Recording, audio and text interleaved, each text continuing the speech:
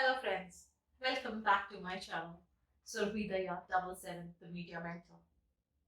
If you are listening to my video for the first time, I'm Professor Surbhi Dahiya and I head the journalism department at the Indian Institute of Mass Communication, New Delhi, India.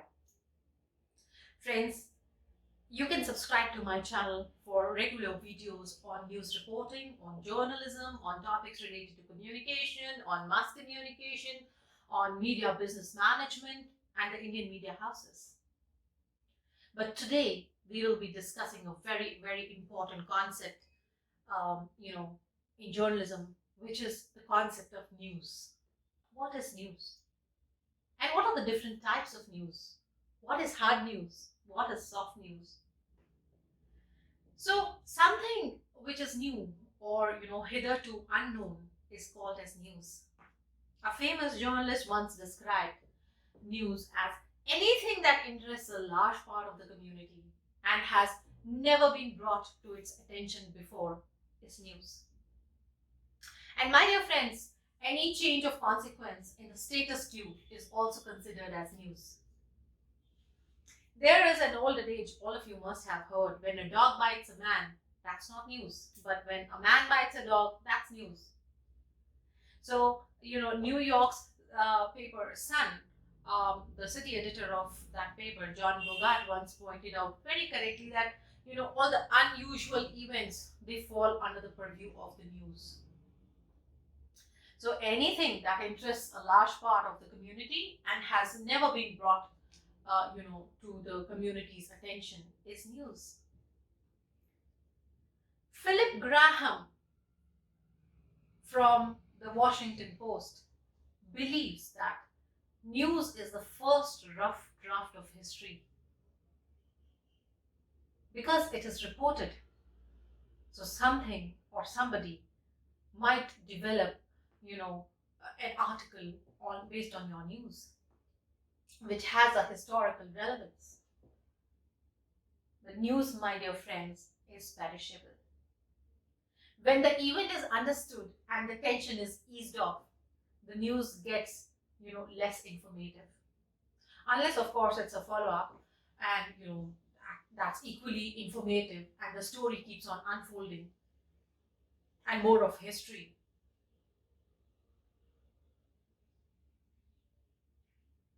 Later, I read another famous editor saying that everything that occurs, everything which is of sufficient importance to, arrest and absorb the attention of the public, or of any considerable part of it, is also news. And the founder of the first school of journalism, Walter Williams, he defined news as news in its broadest sense is that which is of interest to the readers, the public. So again, the emphasis is on the public. You must have heard about the Pulitzer Prize. My dear friends, Joseph Pulitzer, the publisher of the New York World, he also defined the news, and he defined it something like, an original, distinctive, dramatic, romantic, thrilling, unique, curious, quaint, humorous, odd, and apt to be talked about thing is news. So what someone somewhere in a newspaper or on the air, on the internet decides to publish as news is very important. And news is what journalists, they want to publish, and somebody else wants to hide it. So it's a story. This story is a piece of news which the journalist is covering. And news, in a nutshell, you can say that anything timely that interests a large part or a large number of people, and the best news is that which has the greatest interest for, the greatest or, the largest number of people. And as I said, news is the change in the status quo also. But does a change in the status quo guarantee that an event is newsworthy? Suppose Mr. X is late for office. That may be a consequence in his household, but it's not news. What if he's 4 hours late or doesn't reach office at all? He may be, missing or, kidnapped, or he became a victim of some foul play. That can be news. So, news is not just a change in the status quo, it is a change of consequence in the status quo. So, um, news, it can be defined as what reporters and editors say it is, but they are the gatekeepers, allowing the accounts of some events, but not others, to reach the reading public or the viewing public. So this can include factors like, space allotted to the news, the size of the paper, the time in the, television channel, which can be attributed to, or management biases, or pressures from advertisers, or the news whole that can determine whether an event is news or not. So if you go to a newsroom, these days you have integrated newsrooms. So journalists, they keep applying their minds to what is called as news. The definitions keep evolving, but it's the ability to determine which stories are most interesting and important for the readers. Uh, you know, if you are a 75-year-old man, you might be interested in some new social security proposal, whereas if you are a 17, 18 years a girl, you might be interested in, the city's beauty contest, for example. So the teenager doesn't, much care about the social security, while the old man might not be interested in the beauty pageant. So the big question is, whose news interests should prevail? The general notion of the news varies with people and with situations. So generally, though some of the points about news may vary, but the essential ingredients of the news are universally recognized. And my dear friends, these days we have a concept of breaking news. So a report of any, sudden news development which was not known so far and which is of utmost importance to a large section of society is breaking news. I was reading, um, Andy Kirk's tweet 2 days back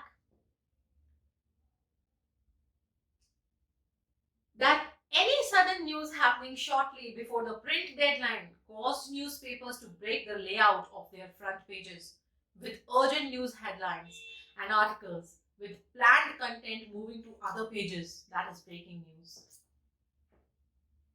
So breaking news is a subjective decision of the editor. To give breaking news, one has to break the regular programming in the transmission and inform the viewers about the news, happenings. So any new happening or any new development which attracts the viewers is the breaking news. Then what is follow-up? You've done a news story. The news item becomes very interesting for the general public when the issues are followed and they're updated. So it is extremely important to remember that the follow-up of news events will keep the interest of the readers alive.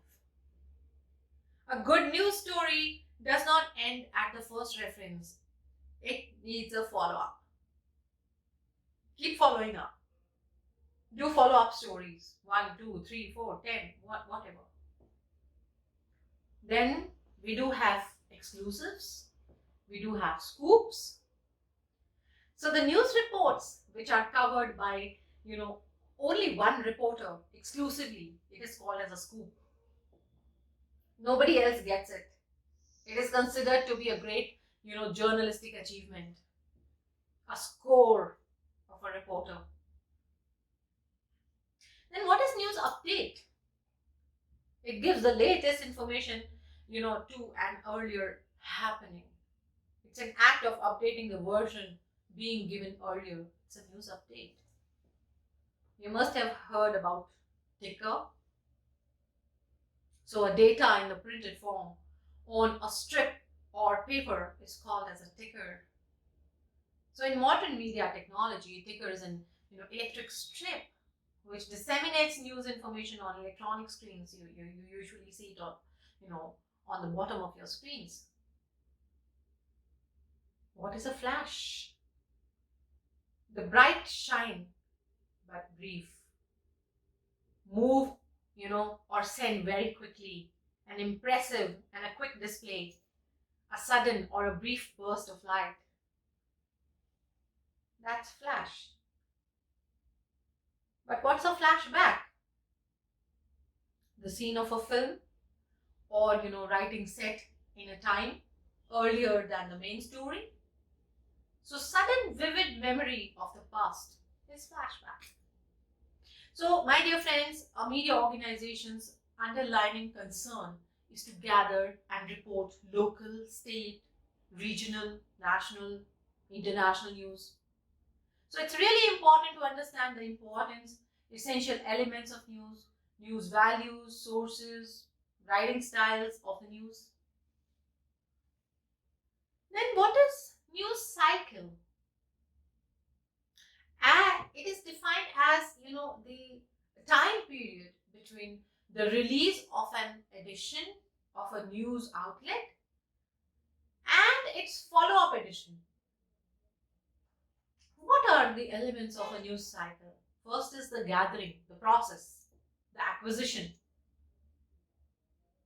The literal meaning of acquisition is to acquire or to gain. So this acquisition is for acquiring the news material. So you have to gather the information via primary sources, via secondary sources, interviews, editorials, you have to write, op-eds. You can also collect material from secondary sources, maybe it's some annual report or an analytical report or a historical report or websites or other documents.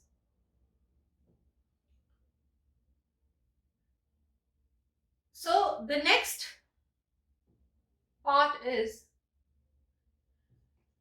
the processing of news.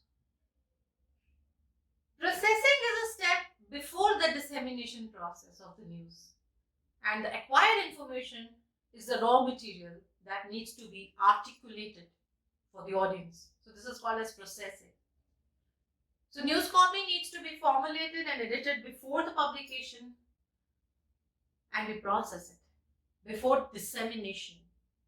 And dissemination means to circulate, to distribute, to spread, and broadcast a message to a larger number of audience. And a reporter in the field, reports live for their viewers. So dissemination of news enables the readers to reach, their respective audiences.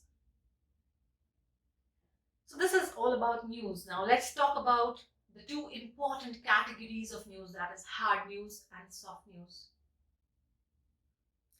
Hard news, my dear friends, is mostly event centered, and it's a narration of an event. So hard news is typically used to basically refer to topics that are usually timely or important or urgent or consequential, hard-hitting, maybe politics, international affairs, war, economics, crime, court cases, government, announcements, business. All this is hard news. It uses, clean and very, very uncluttered writing. It takes a factual approach. Items are centered on the 5 W's in one edge: who, what, when, where, why, and how. And, it refers to the breaking news also and up to the minute news also. So the major thrust of a daily newspaper or a radio or a television or the digital media is hard news. It gives the reader the information they need. For example, if a government, announces a new youth initiative, it's hard news the next day. So generally, a standard technique is followed for writing the hard news. For print media, inverted pyramid style is followed, usually, though there are other styles we'll be discussing shortly in another video, in which the important facts are placed first in the story and subsequently the less important ones. But in the broadcast media, the less important facts are simply left out. So hard news is, also referred to as spot news because the news is disseminated by media organizations as soon as the event takes place. And there's another type of news, more of analysis, reasons, backgrounds, interpretations, which is also a very important segment of the daily newspaper. So this type of news is, referring to the soft news. Readers, they enter the upper crust of the hard news to find the softer stories also.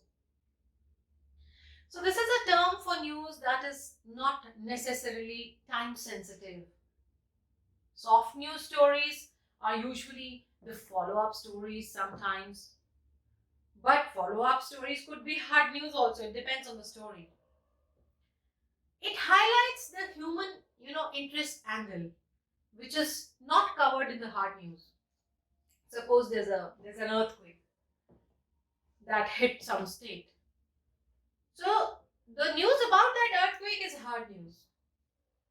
But maybe a softer feature on how a 5-year-old girl was left all alone and being raised up by somebody unknown has a human interest angle, which is maybe a soft news. So it appeals people's curiosity, sympathy, and it arouses interest.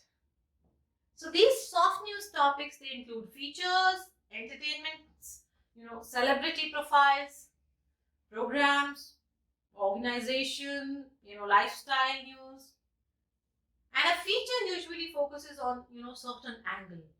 There are types of features we'll be studying in a different video, but it explores through the background research and interviews with the people who are involved and then draws conclusion from that information. Therefore, apart from factual information, it also emphasizes on reactions and views of the people.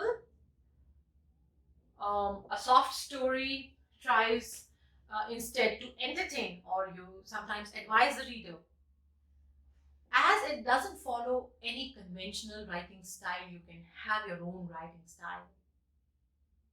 The major difference between the hard and the soft news is its tone of presentation. So my dear friends, I take your leave today,